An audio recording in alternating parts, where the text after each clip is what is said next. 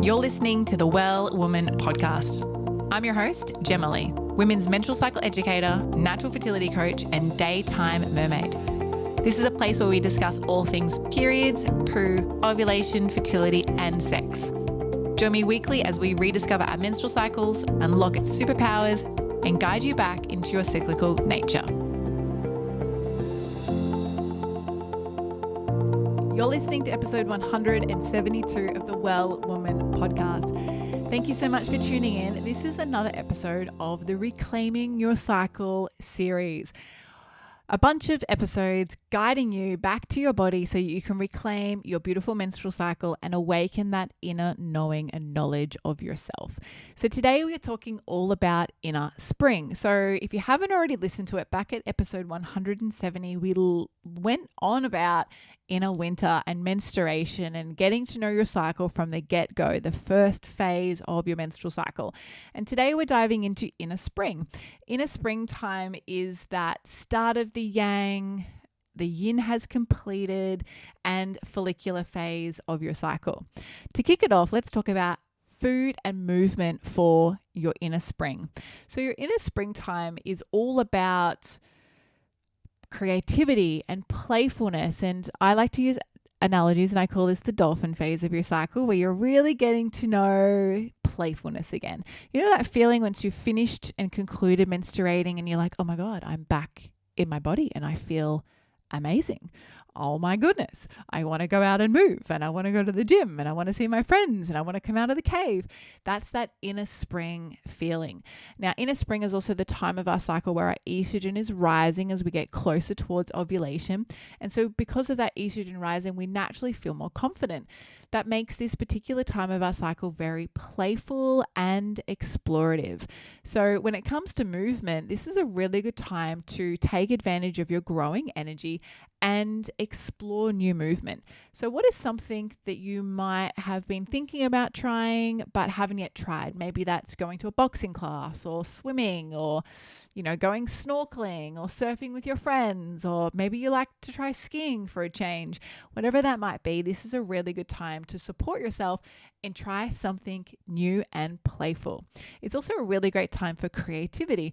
This particular time of your cycles where you might find yourself being creative with your movement. So for me, I'm a yoga practitioner. I love yoga. Stay tuned. We'll be sharing an episode shortly about cyclical yoga.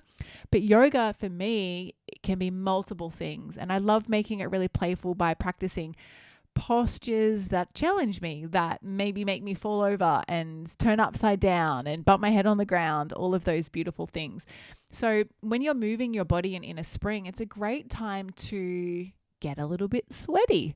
So whatever that is for you, think about getting a little bit sweaty, turning on your muscles again after having some rest whilst you're menstruating, and really connect with your body again in a way that wasn't around nurturing and nourishment through rest, but is more about nurturing and nourishment through movement and sweat and light and energy.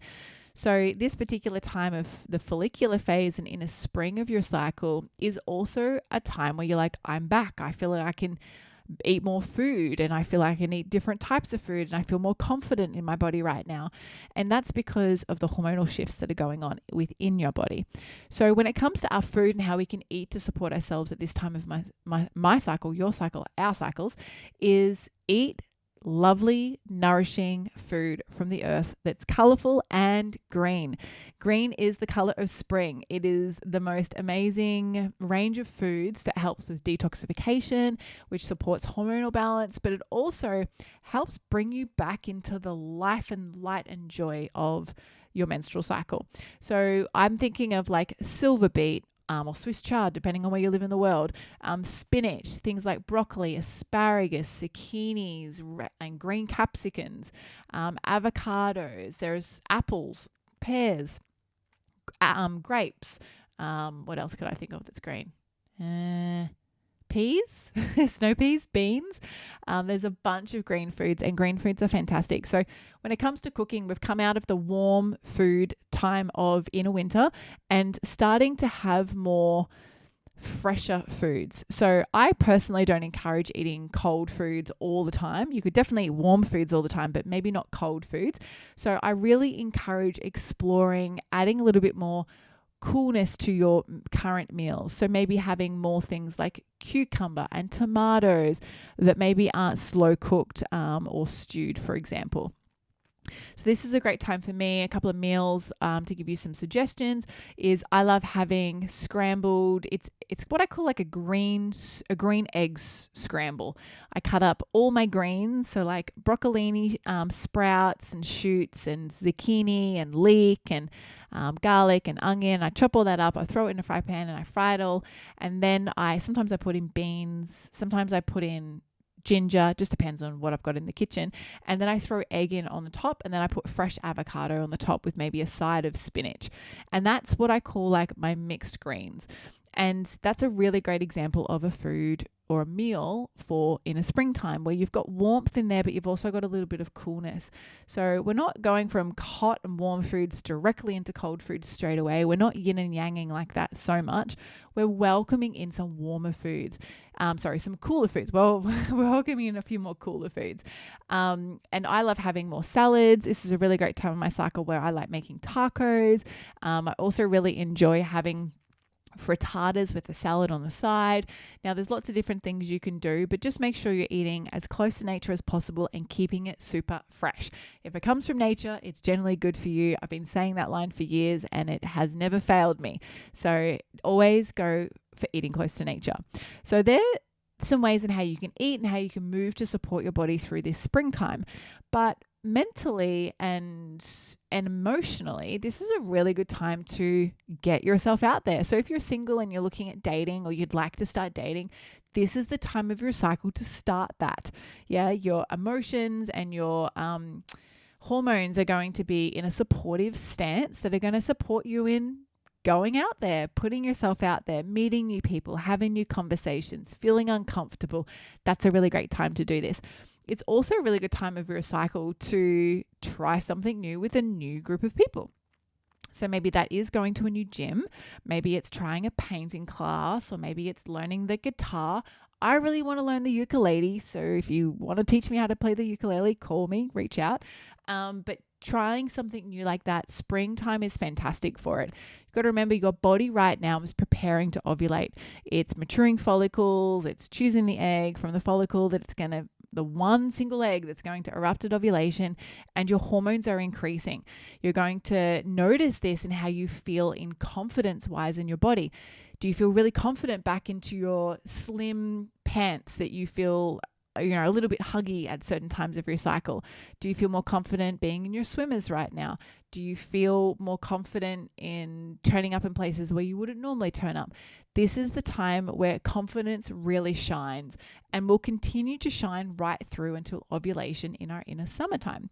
So inner spring, to summarize for you really simply, is move your body, get a little bit sweaty, be playful, be creative, explore, put yourself out there. Try foods that have a little bit more coolness to them. Try a new recipe. I love trying new recipes at this time of my cycle. That's a top tip. But try a new recipe, try new food, purchase something that you've never purchased before that comes from nature, and be inquisitive about what it tastes like, how you can use it, and explore it. So there is a great summary of how you can support yourself through inner spring, also a balanced inner spring.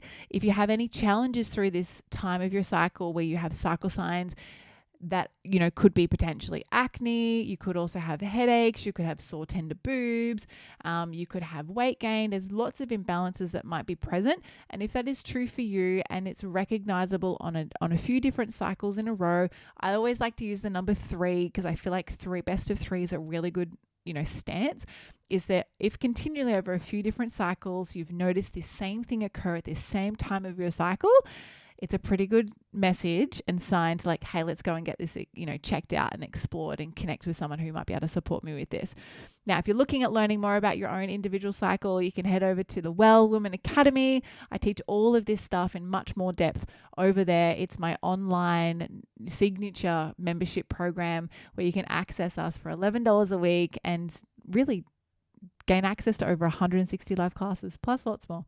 But thank you so much for tuning into this episode and learning about your cycle, reclaiming your cycle, and awakening yourself to your own cyclical nature.